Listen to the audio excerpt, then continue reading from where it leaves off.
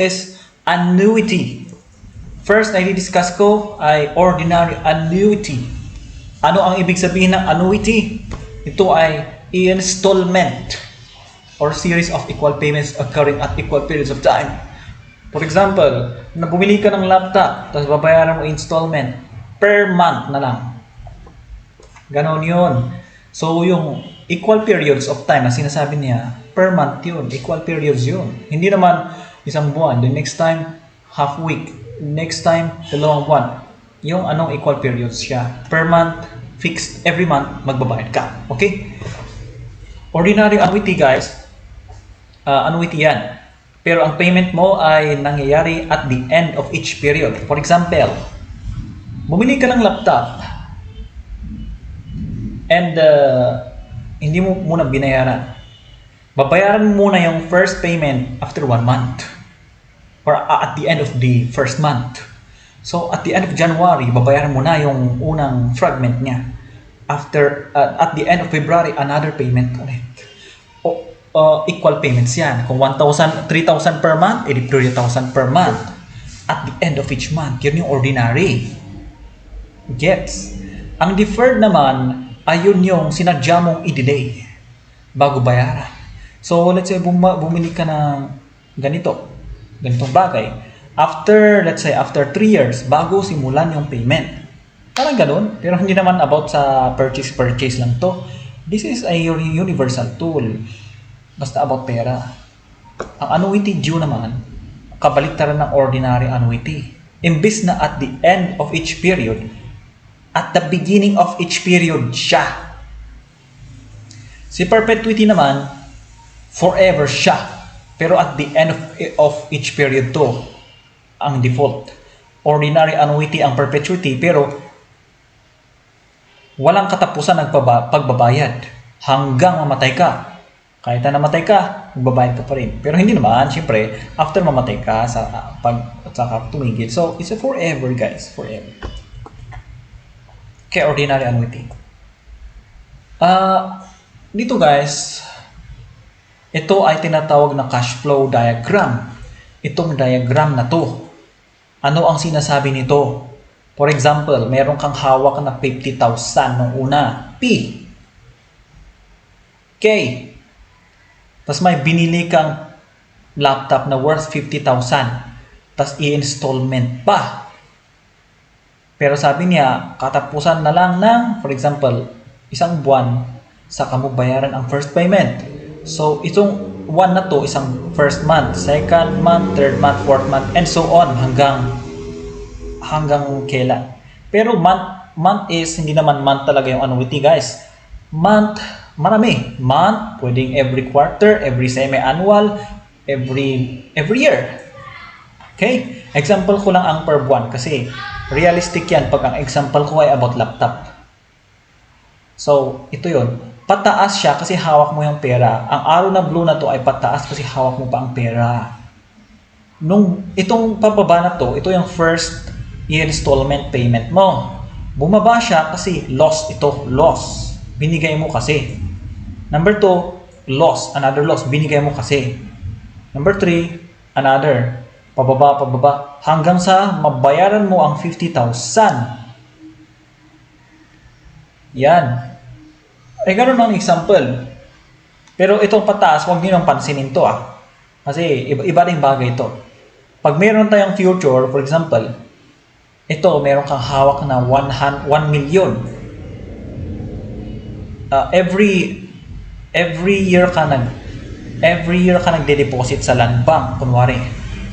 So first year, let's say 100,000. Second year, 100,000. Third year, 100,000. Nagde-deposit ka. Tapos, withdraw mo after ng period, after ng end. Kung withdraw mo, tataas ulit. Bumalik sa'yo yung pera mo at may kita pa. Kaya tumaas. Kasi bumalik sa'yo. Gain yun. Basta kung loss, pababang arrow. Pag gain, pataas na arrow. Gets? Okay. Tapos yung 0, 1, 2, 3, 4, 5 dito, number of periods. Either months, years, week, semi-annual, quarterly, bi-monthly, and so on. So, ito guys, kung i-compare din natin sa statics of rigid bodies na subject, parang resultant force ang P and F dito. Uniformly distributed load ang A dito. I-convert mo siya into isang point load na resultant force. Pwedeng yung P, pwedeng yung F. Kaya kung nilagay zigzag na line bago kasi same yan sa resultant force. Pero pipili ka sa kanilang dalawa. Pwedeng i-convert mo into P, pwedeng i-convert mo into F, or pwedeng mo i-convert ng dalawa para mas ma-analyze mo kung anong nangyayari dito sa diagram. Okay, so itong principal value sa una ay ang relasyon niya sa mga AAA na to, future value lahat yung mga A. So itong first period na A, future value ng maliit na P. Yung second period, future value ng isang maliit na P. Third period, future value ulit ng A ng maliit na P.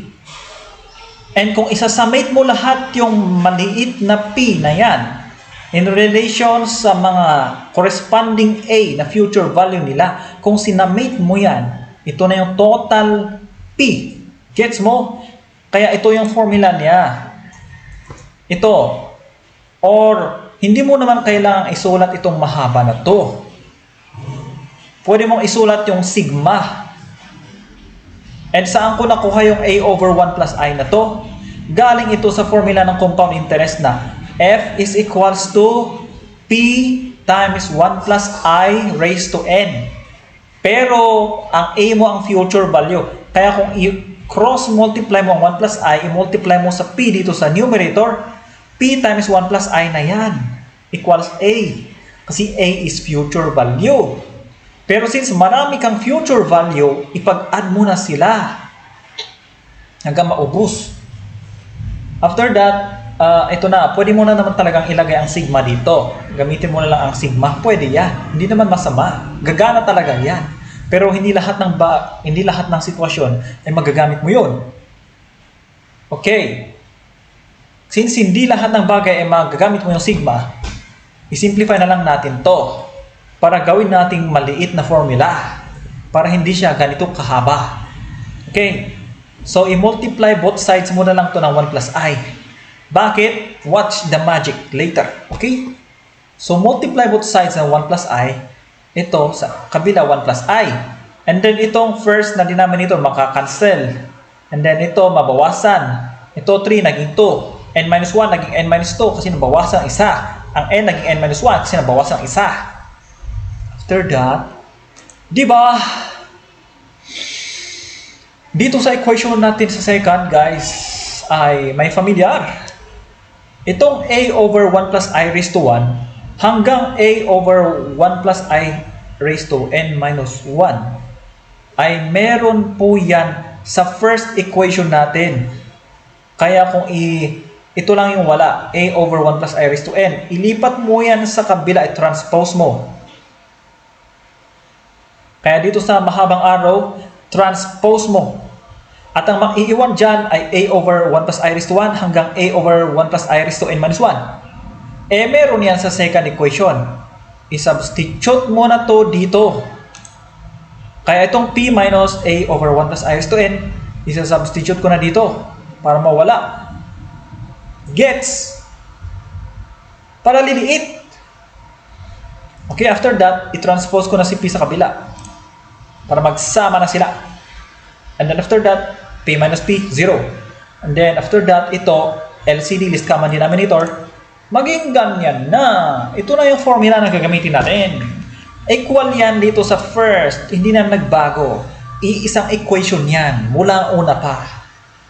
I was, ano yun sabi ni Jesus Christ? Buhay ako noon hanggang ngayon. Hindi ako nag-iiba. Hindi ako nagbabago. Yung noon hanggang ngayon ay parehas. Yon. So, itong first na equation, noon hanggang ngayon, hindi tayo nagdagdag ng equation dyan na bago. Sinamarize lang natin ng magic. Okay. Paano naman yung future value? Kasi present value, principal lang to. Kunin mo lang si compound interest future formula. I-substitute mo yung P. Ito. Maging ganyan. Cancel both sides yung denominator. Ito na yung ating F. Ganun lang kadali mag-derive, guys, ng ordinary annuity. Okay. So, paano naman kaya pag future value ang i-derive ko? Yan naman ang future value. So, pag future value, ito ay future value, yung F. Yung A mo ay present value na. Bakit? Kasi mas malayo ang F kaysa sa A. Ang A pa left. Lagi tayo kasi nag-i-start sa left, guys. For example, yung A na to ay principal mo. Ito yung future value niya. Pero maliit na future value. Ang A na to sa unang period, maliit na future value ang nandito para sa kanya. Okay? Another principal sa second period. Another katumbas niya, nandito din yung future niya, pero maliit. Sa third period, another principal value na A. Ang principal niya ay future niya, nandito din. Ipag-add na lang natin kaya lahat ng maliliit na F na yan. Para maging total resultant force. Yan ang sinasabi ko. Kaya yung A na yan ay since ito guys sa pinakamalayo. Ito muna, una pala. Dito muna. From right to left. Ito ay wala naman agwat ang pagitan ng F at saka A dito. Kasi isang period. Ang location nilang dalawa. Hindi ka naman naghintay bago naging future. Kung ika-10th year to, ika-10th year din yung future, ika-10th year din yung principal, edi A, hindi mo na kailangan i-multiply ng 1 plus I. Kasi wala siyang gap. Okay, gets ba? Gets? Okay. Another one. Dito naman sa next. Anong gap nila? 1 period ang pagitan. Kaya 1 plus I raised to 1. Okay, gets? Okay, dito naman sa number 6. A. Pero, well, tuldok-tuldok yan, and so on yan, guys. Kaya maging raised to 2, palayo ng palayo hanggang mapuntahan natin ang A. Di ba? Pero hindi niya makukumpleto ang number of period na N. Nagmula tayo sa N. Kung igagano natin pa right tayo, ika-N. Kung babalik ta rin natin yung numbering niya, ika-N itong 0 dapat. Pero hindi tayo umabot dyan. Itong ilas na to ng 1, ito yung n-1. Di ba? n-1 dito dapat. Kung i-reverse mo yan, ang n-1 ay yung 1. Kaya hanggang n-1 tayo kasi dyan lang matatagpuan ang huling A. Gets ba gets? After that, divide both sides by 1 plus I. Para makita mo ulit yung magic. Tulad nung kanina. Okay. Pag di-divide mo ang 1 plus I, itong A, maging ganito. Dito naman, maging A. Pag ito naman, maging 1. Mababawasan. 2, maging 1. Ito, hanggang sa n-2, naging n-3, nabawasan. n-1, naging n-2. Gets? Gets ba? Gets? Nabawasan lang. Okay. Alam naman natin na dito guys, ito guys ay familiar. Itong A times 1 plus, itong A lang hanggang A times 1 plus I raised to n-2 ay meron din sa second equation. Kaya i-transpose na lang natin tong A times 1 plus I raised to n-1 sa kabila para ma-separate siya. Saka natin i-substitute dito sa second equation. Gets ba? Gets? After that, ang F mo ipagsama mo sa family niya dito sa kabila. And shortcut ko na yan guys. Transpose, then summarize hanggang cancel out. Magiging ganito. Parehas yan sa formula kanina. Hindi yan nagbago Alam naman natin ang F ay P times 1 plus I raised to N. Substitute mo, ganito pa rin ang P. Parehas sa formula kanina. Hindi nagbago. Okay, ito na yung example niya. What are the present worth and the accumulated amount of 10-year annuity at paying 10,000 at the end of each year? So, kung ikatatagalog ko, ano daw ang accumulated, ibig sabihin accumulated, ano daw ang naipon na amount ng 10-year annuity paying 10,000 at the end of each year? So, each end of the year, nagbabayad ka ng 10,000. Ano daw yung naipon after 10 years? With the interest rate of 15% compounded annually. Ayan. So, 10 years yan. 10 year. Kaya hanggang 10. Okay? Anong kinukuha natin? Si F. Okay? So, 10,000 at the end of the year. So, ito ay January, December, nasa 1. So, January to December, isang taon. Eh, yung end niya is nasa 1, December. Kaya dyan, tataas yung arrow. Pataas. Well, broad kasi yung problem, guys. Kaya hindi ko masabi kung pababa yung arrow or pataas, guys. Pataas na lang ginawa ko. Hindi ko alam kung loss or gain. Basta pataas na lang. Okay? 10,000 yan. Lahat ng 8 tigde 10,000. Hanggang sa matapos ang 10 year. So, yeah. Ito na yung ika-10th year. Okay? Okay. What's the future? Ay, anong kinukuha? Present worth pala ang kinukuha. Ano yung principal? Kasi principal is present worth. Ano yung blue? Substitute. 10,000 yung A. Principal mo ay interest rate mo 15%. 10 years yung other periods. Tadan! Ganun lang kanali. Very, very, very, very easy. Ano naman sa future? Ganun lang naman. Okay. Number 2 naman. Ito naman ay a special case. A company deposits $4,500 at the end of every quarter in a sinking fund that earns 8% nominal. English pa ba natin? Kung itatagalog ko to, meron daw isang kumpanya na nagde-deposit ng $4,500 every year. Sa huli, every end of the year. End of the quarter pala, sorry. Every quarter, end of the quarter, every end of the quarter into a sinking fund that earns 8% daw, yung nominal annual interest compounded monthly. Ang ibig sabihin ng nominal, guys, tawag niya lang, name lang yan, 8% by name, kasi mayroon tayong effective. Kasi pwedeng interest rate in disguise to, pero iba yung actual interest rate niya. Yun yung effective interest rate. Yun yung actual. So, 8% nominal annual kasi base siya sa per year, pero hinati natin siya monthly. If the company continues making deposits for 6 years, determine the future value of the fund. Okay, ito na yung drawing niya. Bakit naging 24 to? Meron tayong 6 years. Ilang beses siya nagbabayad, nagde-deposit pala.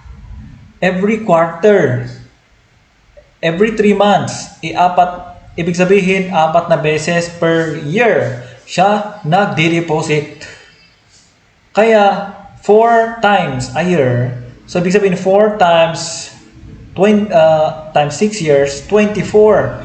So, 24 periods. 24 periods siya magdi-deposit. Ito, first 3 months, second 3 months, third 3 months, hanggang sa last. 24. Yun yung last. Okay. Determine the future value. Okay. Convert muna natin yung interest rate natin sa... Wait lang, guys. Mahirap mag-discuss. Convert natin yung interest rate natin na 8% compounded monthly into compounded quarterly dapat. Bakit? Bawal po na nag-deposit ka every quarter tapos yung interest rate mo compounded monthly. Hindi siya nagtutugma. Kailangan muna natin i-divide ang I mean, i-convert yung monthly into quarterly. Yung interest rate yung dapat mag-adjust. Hindi po yung periodic payment. Hindi mo po pwedeng sabihin sa company, ma'am or sir, pwede po bang every month na lang ako maghulog ng 4-5 para maipatas siya sa interest rate ko ng compounded monthly para mas mabilis yung computation? Hindi pwedeng ganoon. Hindi ka pwedeng magmakaawa. Fixed yan. Kung yan ang usapan, period. Every quarter ka lang mag-deposit. Bawal na ipapalit yan. Usapan na yan. Kaya yung interest lang yung babaguhin mo. Siya lang ang pwedeng ma-adjust. Okay? Kasi pwedeng, hindi naman siya pwedeng ilagay sa usapan to. Kukupit mo lang. Kaya interest rate na 8% per month, gawin mo per year, ay per quarter. And maging ganito na. So ito na yung interest rate natin. Compounded quarterly na yan. Ilagay na natin dito sa future value formula. Pero don't forget na nahati-hati na yan sa per quarter. Kaya 8.053 divided by 4. Okay? Tapos yung number of period mo, 24. Okay? 24, na-multiply na kasi yan yung 6 times 4. Hindi mo na kailangan multiply yung 4 times 6 dito kasi na-multiply yan kanina pa. Okay? Maging ganyan na. Okay, so next problem. Parehas dito sa number 2. Ang interest rate niya, hindi siya tugma sa periodic payment. Ang interest rate niya, compounded quarterly. Yung ating periodic payment, every month. So, dapat compounded monthly dapat to. Kasi monthly tayo nagbabayad. Ito yung drawing niya.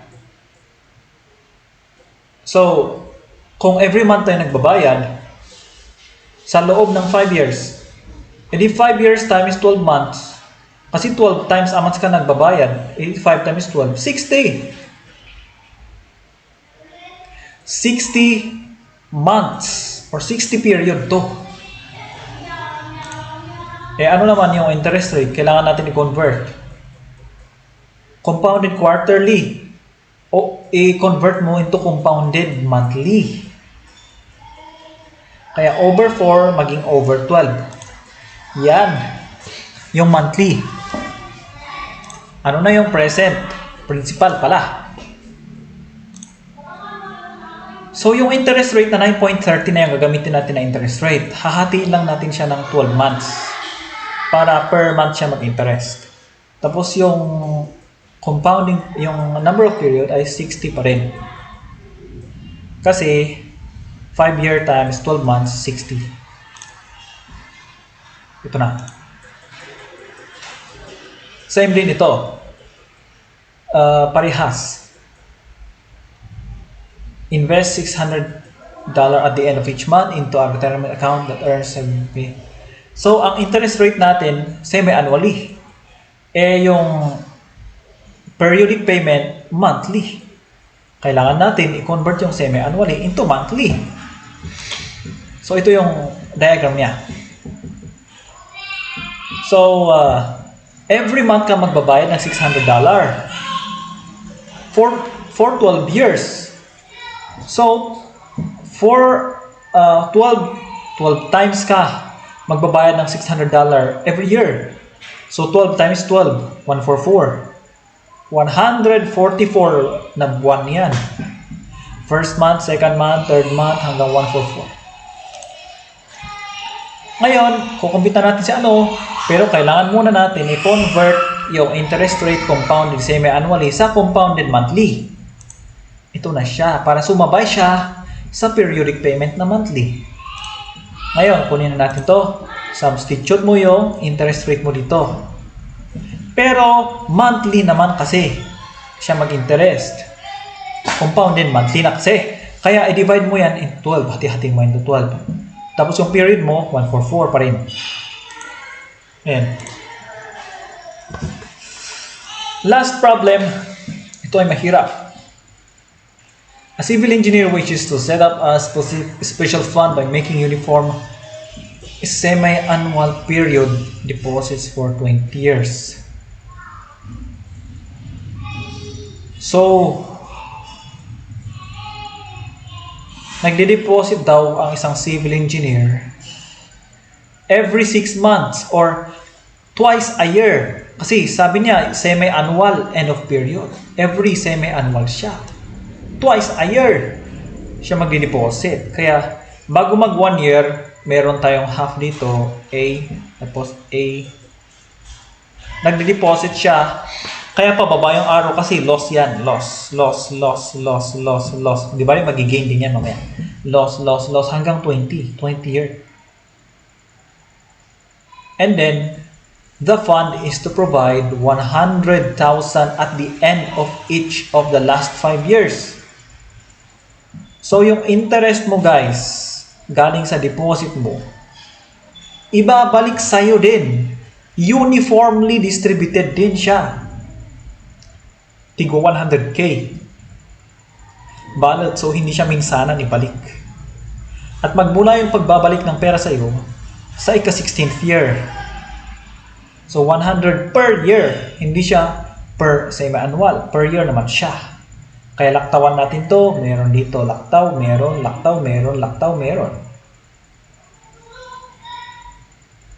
And yung cost, yung loss na to, dapat equal siya sa gain sa taas.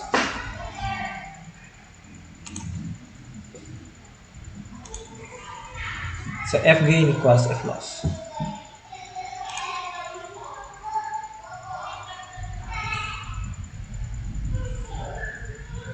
Okay? So, ang solution mo, i-convert mo muna yung compounded semi-annually sa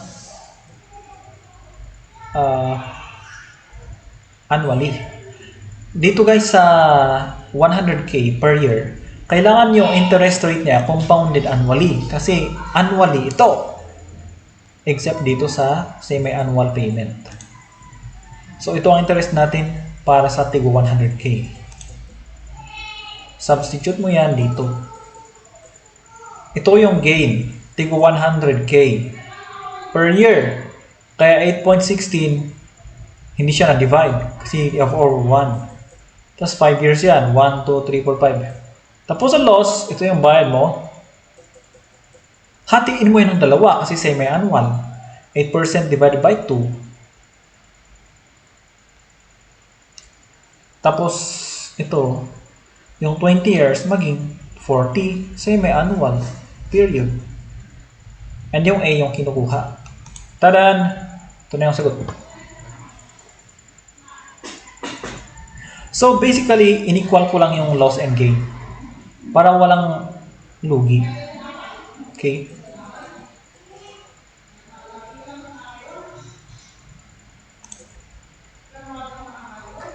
Okay, tapos na. Next topic. Salamat sa pakikinig guys.